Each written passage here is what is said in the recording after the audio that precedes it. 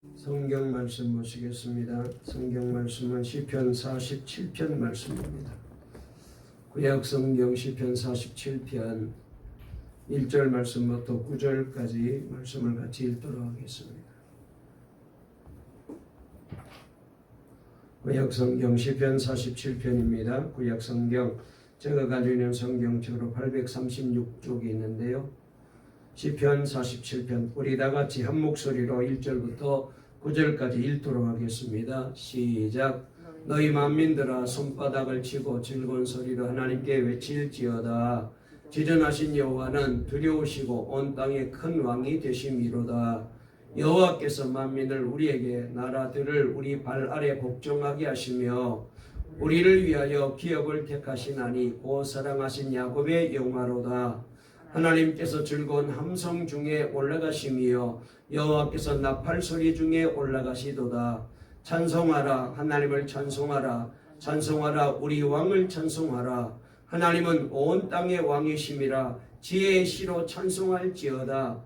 하나님이 묵백성을 다스리시며 하나님이 그의 거룩한 보좌에 앉으셨도다. 문나라의 고관들이 모임이여 아브라함의 하나님의 백성이 되도다. 세상의 모든 방패는 하나님의 것이며 그는 높임을 받으시리로다. 아멘. 할렐루야. 우리 앞뒤 좌우에 있는 분과 인사 나누실까요? 오늘도 복된 예배가 되시기 바랍니다. 말씀을 통한 힘을 얻으세요. 다시 한번 기도와 찬송이 우리의 믿음입니다. 오늘 설교 제목 한번 따라해 보실까요? 늘 하나님께 기쁨의 찬송을 드립시다. 오늘 이 제목으로 말씀을 드릴 때에 하나님이 은혜 주실 줄 믿습니다. 지난 주일에는 새벽 기도에 대한 말씀을 우리가 들었잖아요. 그래서 기도의 영성을 회복하자 그런 말씀으로 우리가 은혜를 받았습니다. 특별히 우리 동감교회 성도님들도 더욱더 힘을 내어서 기도의 영성을 회복하시면 하나님이 역사하시고 은혜 주실 줄 믿습니다. 오늘 이 시간에는 찬송에 대한 말씀을 드리게 되었습니다. 여러분, 저와 여러분들은 하나님을 믿는 사람들입니다. 오래전부터 하나님을 믿어왔고 지금까지 그렇게 우리가 하나님을 믿고 또 예수님을 믿고 살아왔습니다. 그런데 가만히 생각해 보면은 이 믿는 것이 당연한 일인데, 그런데 다시 한번 생각해 보면은 이 믿음으로 산다는 것이 얼마나 놀라운 일이고 얼마나 기적 같은 일인지 말이죠. 우리 주변에 아직도 예수 믿지 않는 사람들이 얼마나 많습니까?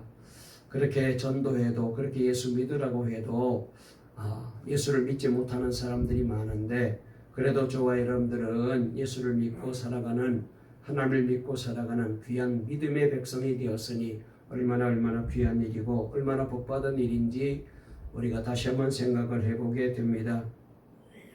여러분, 우리가 하나님을 믿지 않은 사람들을 보면 참 안타깝습니다. 왜 저렇게 못 믿을까?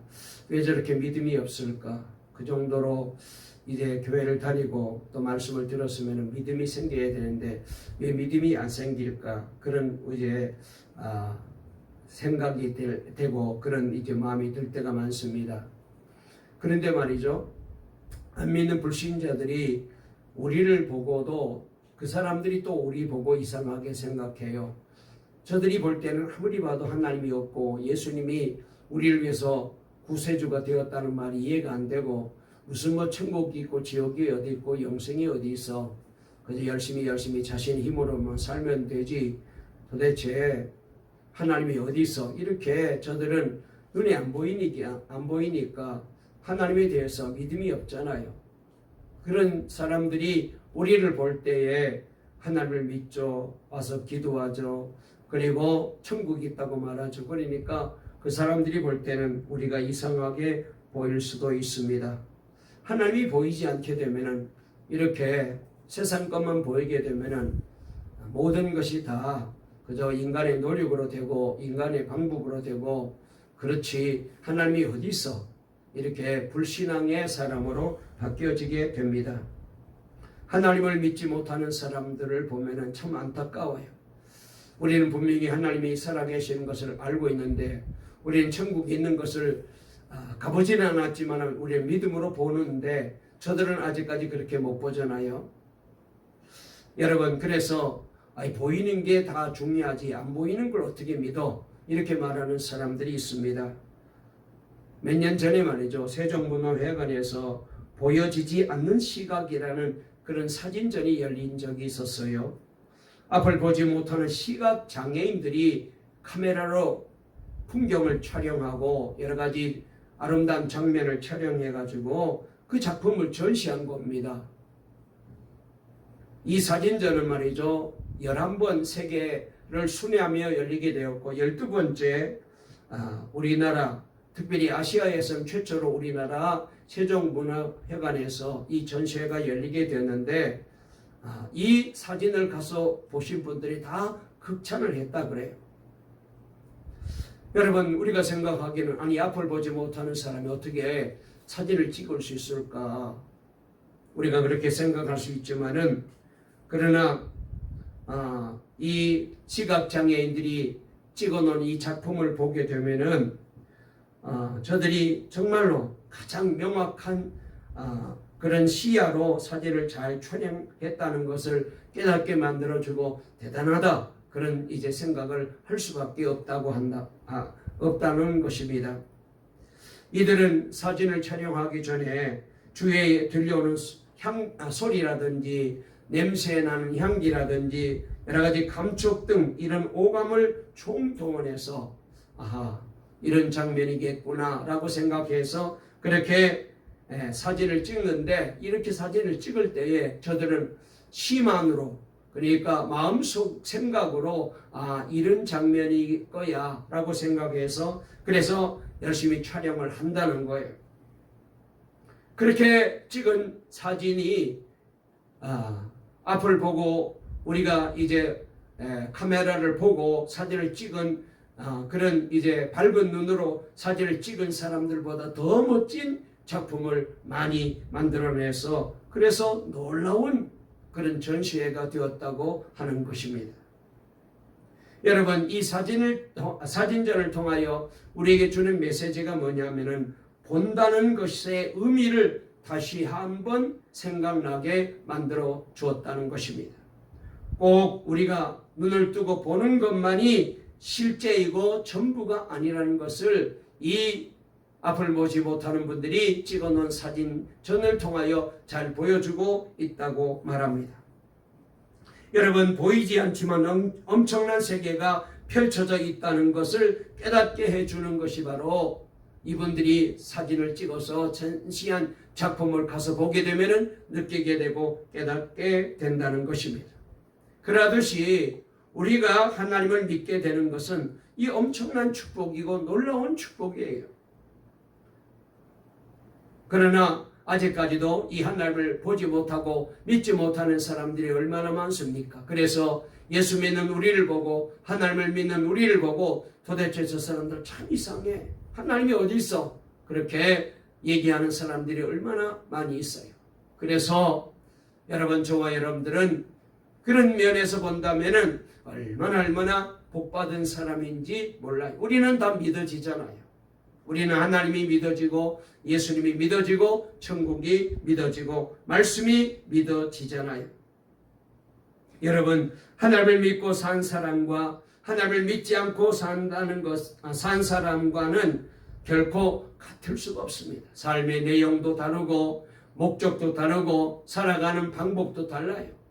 하나님 살아계신 것을 확실히 믿는 사람은 그렇습니다.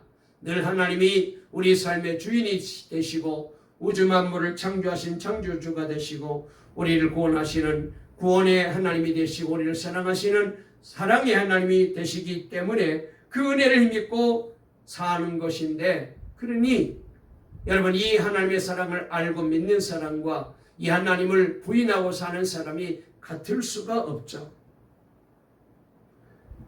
그래서 이 하나님을 믿는 것이 얼마나 귀한 일이고 얼마나 복된 일인지를 몰라요. 그래서 믿음으로 사는 것이 최고의 복이고 믿음으로 사는 사람이 정말로 복받은 사람이라는 사실을 다시 한번 생각해 보게 됩니다. 그래서 윌리엄 로우라는 사람이 경건한 삶을 위한 부르심이라는 책에 보면은 세상에서 가장 훌륭한 성도는 가장 많이 기도하거나 가장 많이 금식하는 성도도 아니다. 가장 많이 구제하는 성도도 아니다. 세상에서 가장 훌륭한 성도는 늘 하나님께 감사하고 모든 것에서 하나님을 찬양하는 성도다. 이렇게 말했어요. 하나님을 찬양하는 성도, 하나님께 감사하는 성도가 진짜 바른 성도이고 믿음을 가진 성도이고 그 사람의 신앙이 제대로 된 신앙이라고 이분이 말했어요. 그래서 오늘 여기 47편 말씀이 바로 우리에게 찬송하는 신앙이 얼마나 귀한 신앙인지를 보여주는 그런 말씀인데요. 자, 우리 한번 본문으로 들어가서 1절을 한번 읽어보실까요? 다 같이 읽겠습니다. 시작. 너희 만민들아 손바닥을 치고 즐거운 소리로 하나님께 외칠지어다 그랬습니다. 여기 말씀해 보니까 만백성아 손뼉을 치며 그리고 하나님께 기쁨의 함성으로 찬양을 외쳐라. 이렇게 우리 하나님께서 말씀하시고 계시고 시편 기자는 그렇게 우리에게 말하고 있습니다. 그냥 찬송이 아닙니다. 함성입니다. 그냥 보통 기뻐서 하는 찬양이 아니죠. 너무너무 기뻐서 너무 좋아서 하나님을 찬양하는 것입니다. 그래서 이 말씀을 우리가 다시 한번 생각해 보게 되면은 찬양을 해도 그냥 입술로 그냥 악보에 맞추어서 그 다음에 또 곡에 맞추어서 그렇게 부르는 것이 중요한 게 아니고 마음을 다하여 정말로 하나님의 살아계심을 믿으며 찬송하는 그 찬양이 진짜 찬양이라는 거예요. 여러분 우리가 찬송할 때에 그렇습니다. 악보를 잘 보고 음이 틀리지 않도록 바르게 부르는 것도 참 중요하고 참 귀한 일입니다만 그러나 그보다 더 중요한 일은 하나님의 살아계심을 하나님이 내게 복 주심을 하나님이 나를 구원하심을 우리가 마음속에 깊이 깨닫고 그래서 감격해서 부르는 찬양이어야 돼요. 그 찬양이 하나님을 기쁘게 해드리는 것입니다. 여러분 우리가 찬송할 때면 사람 들으라고 하는 게 아니잖아요. 찬송은 하나님께 올리는 거죠. 기도도 마찬가지도. 우리가 기도는 쉬지 않고 매일 해야 되는 것은 잘 알고 있지만은 그렇게 늘 우리가 기도의 삶을 살고 있지만은 하나님을 매일 찬양하는 일은 별로 심각하게 생각하지 않아요. 기도는 해야 되는 줄 알아요. 기도는 영적인 호흡이라니까 기도는 늘 해야 되는 줄 알지만은 찬송도 그렇게 해야 되는 줄을 우리가 잘 이해하지를 못하고 있습니다. 여러분 찬양이 말이죠. 얼마나 중요하냐. 찬양은 그 사람의 신앙이 진짜 신앙인지 아닌지를 그 사람이 참으로 하나님의 자녀인지 아닌지를 분별해주는 가장 중요한 특징이 바로 찬양이에요.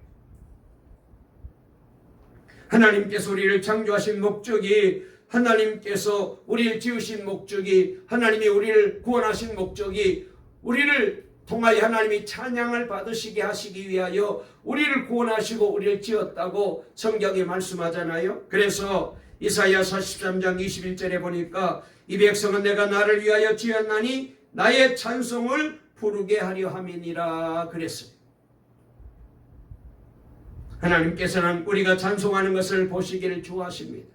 예수 믿고 구원받은 우리가 하나님의 형상대로 지음받은 우리가 그리고 하나님의 은혜로 살아가는 우리가 이 땅에 사는 동안에 하나님의 그 은혜를 기뻐하며 감사하며 찬송할 때에 하나님이 너무너무 좋아하시고요. 그리고 찬송하는 신앙은 참 믿음의 사람이라는 표시라는 것입니다. 그래서 저와 여러분의 삶 속에는 찬송이 있어야 돼요.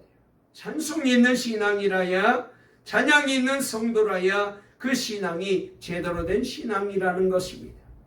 그러므로 저와 여러분들 늘 찬송하고 늘 기도하며 이렇게 하나님이 기뻐하는 참 믿음의 사람으로 살아갈 수 있게 되시기를 주의 이름으로 축원합니다. 다윗은 일평생 찬송하며 살았잖아요. 시편 내용이 다 다윗의 찬송의 시인데 여러분 다윗만 그렇게 산 것이 아니고 우리가 신약 성경에 와서 초대교회 성도들도 전도자들도 전도만 하고 기도만 하지 않았습니다. 저들은 찬송의 사람이었다라고 말할 수 있어요.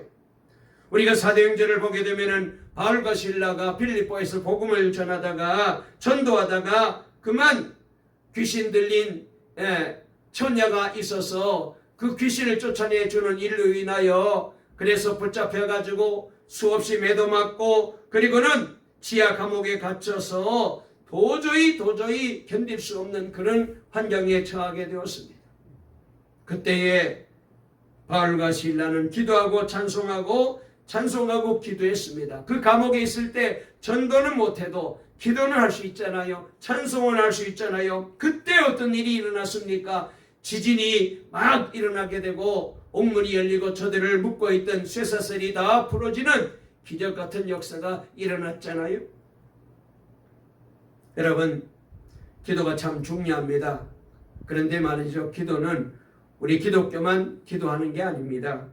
우리보다 더 열심히 기도하는 다른 종교를 믿는 사람들도 많이 있어요. 그러나 온 마음으로 기쁨의 찬양을 하나님께 드리는 것은 누구도 흉내낼 수 없어요. 그러므로 찬양이 그친 것은 기도가 그친 것보다 더 심각한 문제임을 우리가 알아야 돼요. 찬송이 중단되었다. 그것은 기도가 중단된 것보다 더 심각하다는 거예요. 우리가 정말 하나님의 나라가 있으며 하나님은 그 영원한 나라의 왕이심을 알게 되면 찬양하지 않을 수가 없죠. 그래서 오늘 여기 시편 47편에 보니까 계속해서 그 점을 우리에게 잘 보여주고 있는데요. 자, 2절도 한번 읽어볼까요? 2절 시작. 지존하신 여호와는 두려우시고 온 땅의 큰 왕이 되심이로다 그랬습니다. 여기 말씀은 주님은 두려워할 존재이시다. 지존자이시다. 그러므로 그분은 온 땅을 다스리는 크고도 큰 왕이시다. 그러므로 그분께 찬양을 드려야 된다는 거예요. 그 다음에 5절도 읽어볼까요? 시작. 하나님께서 즐거운 함성 중에 올라가시며 여호와께서 나팔 소리 중에 올라가시도다 그랬습니다. 이 말씀을 쉬운 말로 제가 설명을 드리면 환호 소리 크게 울려 퍼진다. 하나님 보좌에 오르신다 그런 얘기예요. 나팔 소리가 크게 울려 퍼진다. 우리 주님이 보좌에 오르신다 그런 얘기예요. 여러분, 우리가 이제 가끔 이제 행사를 해보게 되면은 중요한 분이 이제 마지막으로 이제 입장을 하게 되잖아요. 가령 예를 들어서 대통령이 무슨 회의에 참석하다든지 또 어디 모임에 참석하실 때 거기 앉아있는 모든 분들이 일어나서 다 환영하며 박수를 치잖아요. 우리가 스포츠 영웅이라든지 연예인을 보게 되면 좋아서 환성을 지르고 깜짝 놀라잖아요. 신기한 일이나 아름다운 이제 광경이 일어나게 되면은 그것들을 보고도 환호성을 지르는데, 그런데 여러분, 우리 하나님을 바라보고서 어찌 찬양하지 아니할 수가 있겠어요? 그래서 6절에 아주 구체적으로 계속해서 몇 번 말씀하시는데 우리 6절을 읽어보실까요? 시작. 찬송하라, 하나님을 찬송하라, 찬송하라, 우리 왕을 찬송하라. 할렐루야. 그렇습니다. 7절 말씀도 읽어보겠습니다. 시작. 하나님은 온 땅의 왕이심이라 지혜의 시로 찬송할지어다 그랬습니다. 여기 이 말씀에 찬송해라, 하나님을 찬송해라, 시로 찬송해라. 그러면서 계속해서 찬송할 것을 여기 시편 기자는 우리에게 권하고 있습니다. 여러분, 이렇게 찬송하는 일은요, 우리가 이 땅에서만 하는 일이 아니고 천국에서는 늘 찬송이 있어요. 우리가 요한계시록 말씀을 보게 되면은 보좌에 앉으신 왕께 거기 모든 구원받은 성도들과 천군 천사들이 찬송하는 장면이 많이 등장하잖아요. 천국은 찬송이 늘 끊이지 않아요. 그래서 우리가 찬송하는 것은 우리가 천국을 미리 경험하는 일이에요. 찬송하는 일은 천국의 일이다, 그렇게 믿으셔야 돼요. 우리가 기도할 때는 다만 인간이지만 찬양할 때는 천사와 같이 되는 겁니다. 찬양은 이 땅에서 천국의 삶을 사는 가장 분명한 모습이 되어요. 우리가 구원을 받았으면 여전히 이 땅에 살지만, 구원을 받았지만 여전히 이 땅에 살지만, 그러나 여러분, 구원받은 사람은 이미 내 이름이 천국 거기 생명록에 기록이 되어 있기 때문에 머지않아서 우리는 그 나라에 가기 때문에 이미 우리는 천국의 삶을 시작하였음을 명심해야 됩니다. 우리가 미국에 이민 갈 때에 아직 가지는 않았지만은 미국 가서 살아갈 때 불편하지 않도록 다 준비하잖아요. 그 다음에 영어도 배우고, 그래서 내가 미국 가서 살아가는데 불편하지 않도록 준비를 하잖아요. 여러분, 그러듯이 우리도 마찬가지입니다. 이제 곧 우리는 천국으로 이민 갈 터인데, 그때 가기 전에 먼저 여기서 천국에 대해서 준비하는 거예요. 그 중에 한 가지가 뭐냐? 찬송하는 거예요. 여기서 하나님을 찬양하지 않는다면 어떻게 천국에 들어가기를 희망할 수 있겠습니까? 천국에 들어갈 우리는 찬양하는 사람들 가운데 분명히 함께 서서 찬양할 터인데, 그러므로 늘 찬송하는 습관을 가져야 돼. 우리는 천국에서 하나님 앞에서 찬양하면서 왜 찬양하려 하셨는지 그때 천국 가서 보면은 비로소 알게 될 것입니다. 그래서 이렇게 고백할 거예요. 주님, 저는 날마다 땅에 사는 동안에 여기서 부르는 이 천국에서 부르는 이 찬송을 노래하며 살아왔습니다. 죄와 고통에 세상에 있었을 때에도, 연약한 육체에 눌려 있었을 때에도 늘 하나님을 찬양했습니다. 이제 땅과 죄와 육체의 속박에서 자유로워졌으니 더욱 하나님께 찬양을 올려드립니다. 그러면서 거기서 정말로 내가 그때 땅에 있을 때 열심히 찬송했던 것이 참 잘했구나, 이렇게 여기서 늘 찬송하며 살게 되었는데, 거기서 내가 그렇게 찬송을 열심히 준비하고 불렀는데 거기서 불렀던 찬송 여기서 부르니까 얼마나 쉽겠어요. 마치 미국에 가기 전에 여기서 잘 준비해서 영어도 준비하고 잘 준비하면은 미국에 가서 적응해서 살 때에 좀 불편하지 않고 쉽게 잘 적응하죠. 어느 목사님께서 답답한 마음에 글을 쓴 것을 보았습니다. 거기 봤더니 말이죠, 가깝게 지내는 한 성도가 땅에다가 너무 많은 것을 준비하며 사는 것을 보면서, 저번에 저렇게 땅에다가 저렇게 많은 것을 준비하고 투자해서 살다가 어떻게 이 모든 것을 포기하고 버리고 하나님이 부르시면 하나님께로 갈 수 있을까 하는 생각을 많이 해보게 되었답니다. 그렇게 많이 가지고도 여전히 땅의 것을 준비하는 그분께 목사님이 아무 말도 할 수가 없었대요. 그래서 어느 날 마음속에 감동이 와서 이렇게 한마디 했답니다. 이제 굶어 죽어가는 사람을 위하여 하나님이 주시는 물질을 좀 써보세요 라고 그렇게 권면을 드렸대요. 그분의 아내인 집사님은 옷이 수백 벌이나 되어서 방 하나에 다 걸어두지도 못할 정도로 그렇게 옷을 많이 사고 세상에 그렇게 투자를 많이 한답니다. 그러면서 이 목사님이 너무너무 괴롭습니다. 어떤 권면도 못하는 제가 너무너무 밉습니다. 이런 괴로운 글을 썼더라고요.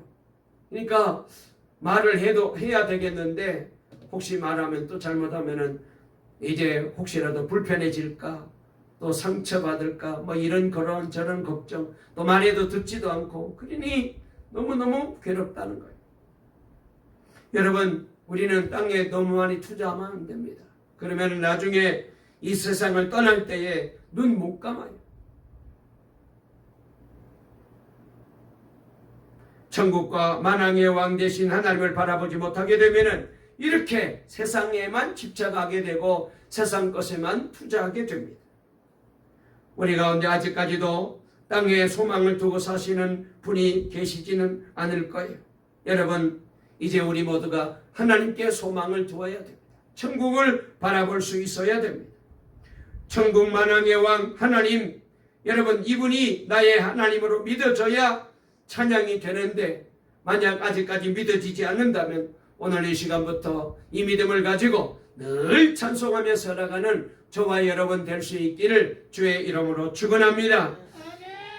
한 청년이 말이죠. 목사님께 보낸 메일을 제가 인터넷 들어가서 봤어요. 이런 글입니다. 안녕하세요 목사님. 저는 21살 된 자매입니다. 신앙은 모태신앙이지만 제게 주님은 제 기도에 응답해 주시는 분, 저의 소원을 이루어 주시는 분이실 뿐입니다. 저는 주님을 사랑하지 않습니다. 저의 꿈을 이루어 주시기만 갈망할 뿐입니다. 나의 정욕과 탐심을 십자가에 못 박지도 않았습니다. 저는 그게 불가능하다고 생각합니다. 언젠가는 그런 일이 제게 일어날지 모르겠지만 그때까지 인생을 낭비하며 살아야 하는 것입니까? 어떻게 하면 제가 네가 나를 사랑하냐라고 주님이 물으실 때 네라고 저도 대답할 수 있을까요? 이렇게 자신의 신앙을 얘기했어요. 그러니까 태어날 때부터 어머니 품에 안겨서 교회를 다녔어요. 그렇게 쭉 신앙생활 했지만은 그러나 믿어지지 않는 거예요. 하나님이 그저 자기의 소원만 이루어지고 자기의 꿈만 이루어지고 자기의 기도만 들어주면은 되는 그 정도로 자기 편리에 그저 사용되는 분이지 구원의 하나님, 사랑의 하나님, 창조주 하나님 그런 하나님이 아니에요. 이분에게. 얼마나 안타까운지요. 완전히 자기 욕심만 가득하고 자기 세상의 욕심을 이루기 위해서 교회에 나오는 것이지 주님의 은혜, 주님의 사랑, 주님의 감사, 기쁨은 전혀 없습니다. 여러분, 저와 여러분 중에 한 분도 이런 분이 없기를 바랍니다. 정말로 믿음이 생기고 은혜를 받으셔서 늘 하나님을 나의 하나님으로 고백하고 예수님을 나의 구주로 고백하며 내가 이렇게 사는 것이 다 주님의 은혜이다. 나는 이제 구원받고 천국 백성으로 살다가 하나님께로 가야지. 그리고 나를 이렇게 사랑해 주신 그 주님의 은혜 감사해서 주님을 사랑하고 섬기고 헌신하는 그런 신앙이 되어야 합니다. 여러분, 하나님을 찬양할 때 우리는 마음을 다하여 찬양해야 됩니다. 입술로 하는 찬양은 우리 하나님께 연락이 되지 않습니다. 우리의 마음이 정성이 들어가야 됩니다. 믿음이 있어야 주님이 기뻐하는 바른 찬양을 드릴 수 있어요. 어떻게 해야 그렇게 될 수가 있을까요? 빛으로 오신 예수님, 우리 인생의 구주가 되시는 예수님, 우리의 생명이 되시는 예수님, 성령으로 우리 가운데 계시기를 원하시는 그 예수님을 바라보고 나아가야 돼요. 그분을 나의 주님으로 영접하고 그분의 손에 붙들려야 돼요. 여러분, 우리가 은혜를 받으면은 신앙이 달라지잖아요. 예배 나오는 것도 즐겁고 기도하는 것도 즐겁고 교회를 위해서 헌신하는 것도 즐겁고 그러면은 찬양하지 말래도 입에서 저절로 찬양이 흥얼거려지죠. 기도하지 말래도 정말로 기도 없이는 못 산다는 걸 알기 때문에 그렇게 기도하게 되죠. 누가 뭐라 그럴지라도 여러분 은혜 받으면 달라져요. 우리 동광의 모든 성도님들 다 은혜 받으시고 그리고 기쁜 마음으로 즐거운 마음으로 성전에 나오시고 그런 마음으로 찬송하며 살아가는 그런 귀한 분들이 다 되시기를 주의 이름으로 축원합니다. 그런데 말이죠, 하나님이 우리 보고 찬양하시라고 명령하셨는데 단순히 하나님이 우리를 통하여 찬양만 받으시려고 명령하신 것만 아니에요. 우리가 찬송하게 되면은 여러분 놀라운 일이 일어나요. 여러분, 찬양은 말이죠, 이 세상을 우리가 이기는 비밀이 찬양에 있어요. 찬송하면 신앙은 세상을 이깁니다. 염려와 걱정을 이기는 비밀이 찬양에 있어요. 원수마귀를 이기는 비밀이 찬양에 있어요. 병마를 물리치는 비밀이 찬양에 있습니다. 찬양하면 원수마귀도 물러가고 염려 걱정도 떠나가고 병마도 물러가고 찬양하게 되면은 이 세상을 승리하며 살아가게 될 줄로 믿습니다. 아멘. 할렐루야. 아멘. 저와 여러분의 삶 속에 이런 이기고 승리하는 찬송이 늘 넘쳐나기를 주의 이름으로 축원합니다. 아멘. 노벨상 수상 작가인 펄벅 여사의 어린 시절 얘기를 제가 글로 봤어요. 이 펄벅 여사의 부모님은 중국에서 선교사로 활동하신 분이었는데, 한 번은 자기 어머니 캐롤라인이 마침 남편 되시는 목사님이 전도 여행을 떠나고 아이들과 함께 집에서 그렇게 있었는데, 어느 날 저녁 무렵 창가에 앉아가지고 바느질을 하고 있었는데 밖에서 중국 사람들의 얘기 소리가 들리더랍니다. 그런데 가만히 들어봤더니 온 동네가 지금 이렇게 고통스럽게 어렵게 처하게 된 것은 다름 아니라 저 서양인들이 들어와서 신이 노예해가지고 지금 우리 동네에 어려움이 생겼다. 물난리도 생기고 문제도 생겼다. 그러므로 오늘 밤이 깊어지면은 저 서양 선교사들을 우리가 다 죽이자. 이렇게 얘기를 듣게 된 거예요. 이 말을 들은 이 캐롤라인 어머니가 질겁을 합니다. 대책이 없어 그냥 골방에 들어가 하나님께 기도하기 시작했대. 하나님 어떻게 해야 됩니까? 남편도 없는데 오늘 밤에 저들이 쳐들어와서 우리 가족을 다 죽이겠다는데 어떻게 해야 됩니까? 그런데 기도하는데 하나님께서 용기와 지혜를 주시더래요. 드디어 정말로 밤이 깊어지자 중국인들이 들이닥쳤습니다. 그러나 캐롤라인은 침착하게 그들을 맞이하였고, 그리고는 저들을 위해서 다과도 준비해서 대접을 합니다. 그리고는 오르간 옆에 앉아가지고 중국어로 찬송을 부르기 시작했대요. 찬송이 끝날 때까지 방 안은 조용했고, 신기하게도 중국인들은 얼굴을 마주보면서 멋쩍어 하다가 하나 둘씩 슬그머니 밖으로 나가버리더랍니다. 놀라운 일이었어요.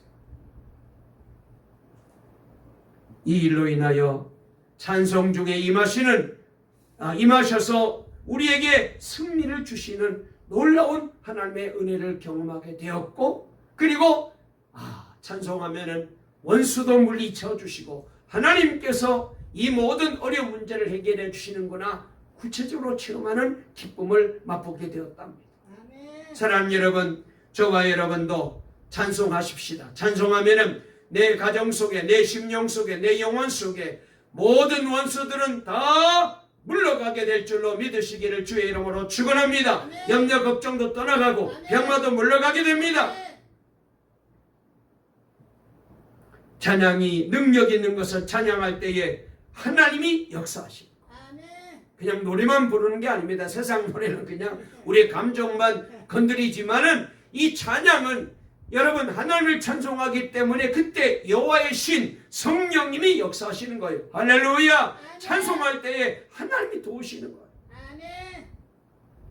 그래서 시편 22편 3절에 보니까 이스라엘의 찬송 중에 계시는 주여 주는 거룩하시니이다 그랬어요. 여러분, 그러므로 우리가 기쁜 일이 있을 때만 꼭 찬양을 드리지 마시고, 여러분 환난 중에도 찬송하시고, 질병 중에도 찬송하시고, 네. 실패 중에도 찬송하시고, 네. 여러분 비록 거기 하박국서에 나와 있는 대로 무화과 나무에 열매가 없고 포도 열매가 없고 밭에 소출이 없고 우리의 양이 없을지라도 하나님을 찬송하십시오. 그리하면은 하나님이 저와 여러분들을 높은 곳으로 올려주실 줄로 믿으시기를 바랍니다. 아멘. 한 말씀만 드릴게요. 여러분, 지난주에 사고 참 많이 일어났습니다. 특별히 산사태로 많은 분들이 실종당하고 희생을 당하셨는데 참 너무나도 안타깝습니다. 그런데 말이죠, 요새 세계 곳곳에 물난리 별별 난리들이 얼마나 많습니까? 그런데 이 지진이나 사고로 건물이나 빌딩이 붕괴된 다음에 잔해 속에서 생존자를 찾는 작업을 할 때에 구조대원들이 잔해 속에서 생존자를 찾을 때 제일 먼저 소리를 들으려고 그래요. 왜냐하면은 잔해 속에 만약 생존자가 있다면은 소리를 지르든지 안 그런다면은 똑똑똑 이렇게 자기가 살아있다는 것을 신호를 보내게 되잖아요. 비록 다리가 부러졌을지라도 몸이 상했을지라도 소리는 어떻게 낼 수 있잖아요. 그래서 잔해 속에서 똑똑 두드리는 소리라든지 신음소리라든지 무슨 소리가 들리면은 그 잔해 속에 누군가가 살아있다는 증거잖아요. 하나님이 우리를 보실 때도 마찬가지입니다. 하나님 우리를 보실 때 내 환경이 지금 건물이 무너 내려져서 내가 그 잔해 사이에 깔려있는 것처럼 보일지라도 누군가가 소리를 낼 수만 있다면, 기도하는 소리를 낼 수만 있다면, 하나님께 부르짖는 소리, 하나님을 찬양하는 소리가 나기만 하면 하나님께서 거기에 귀를 기울여 주셔요. 아멘. 앞서 말씀드린 대로 바울과 실라가 빌립보 감옥에 갇혔을 때도 소리를 냈습니다. 사실 기도할 기분도 아니고 찬양할 기분도 아니었지 않습니까? 그런 상황일수록 기분에 좌우되지 말고 믿음으로, 여러분 우울하든지 괴롭든지 힘들든지 더 힘써 찬양하고 하나님께 기도해야 돼요. 아멘. 하나님 앞에 박수치고 기도하고 찬송하고 기도하고 큰 소리로 찬양하고 기도하게 되면은 내 인생이 비록 무너진 건물 속에 실패해서 망가진 삶이라 할지라도 하나님께서 내 소리를 듣게 되시면은 하나님께서 구조대원을 보내주시는 거예요.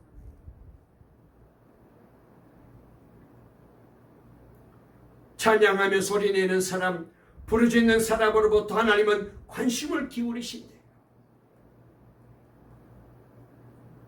여러분, 우리가 지난 주일날 새벽 기도에 대한 말씀을 드렸습니다. 다시 한번 새벽에 다 함께 모여서 마음을 모아 기도하십시다.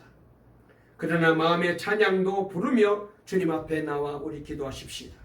찬양이 사라지면 기도도 사라지고 맙니다. 역경이 왔을 때 원망, 불평, 낙심 대신에 찬양을 합시다. 여러분, 찬양하면요 하나님을 기뻐 받으시고 천사는 춤추지만 여러분 속 터지는 거는 사탄이 속 터집니다. 이제까지 우리가 사탄 때문에 얼마나 속 터졌습니까? 사탄이 우리를 미혹하고 우리를 힘들게 만들고 우리를 시험해서 우리 환경을 어렵게 만들어서 사람을 통하여 환경을 통하여 우리를 얼마나 힘들게 했습니까? 이제는 우리가 복수해야 될 차례입니다. 어떻게 합니까? 기도하고 찬송하고 기도하면 사탄 원수마귀의 속 터져 죽게 될 거예요. 할렐루야. 여러분의 가정에, 여러분의 인생과 삶 속에, 우리 주변 속에 우리가 찬송하게 되면 사탄이 화가 나가지고 속이 터져서, 그래서 우라증이 터지든지 뭐가 터지든지 다 터져가지고 죽고 나자빠지는 그런 놀라운 광경을 체험하고 이 일로 인하여 하나님께 영광을 돌리는 저와 여러분 다 되시고 우리 동강교회가 되어주시기를 간절히 주의 이름으로 축원합니다. 축원합니다. 살아계신 하나님 아버지 감사합니다. 우리 모두가 다시 한번 늘 하나님께 기쁨의 찬송을 드리는 동광의 성도들 되게 해 주시옵소서. 늘 기도하고 늘 찬송하고 그러되 아버지 기쁜 마음으로 믿음으로 기도하고 찬송하여 하나님은 영광을 받으시고 천사는 춤추고 사탄 원수마귀는 속이 터져 죽고 그리고 우리의 환경 속에 삶 속에 여러 가지 어렵고 힘든 모든 문제가 해결되고 평안이 임하고 기쁨과 감사가 넘치는 복 있는 삶을 살아가는 동강의 모든 성도님들 다 되게 도와주시옵소서. 예수님의 이름으로 기도 올리옵나이다. 아멘.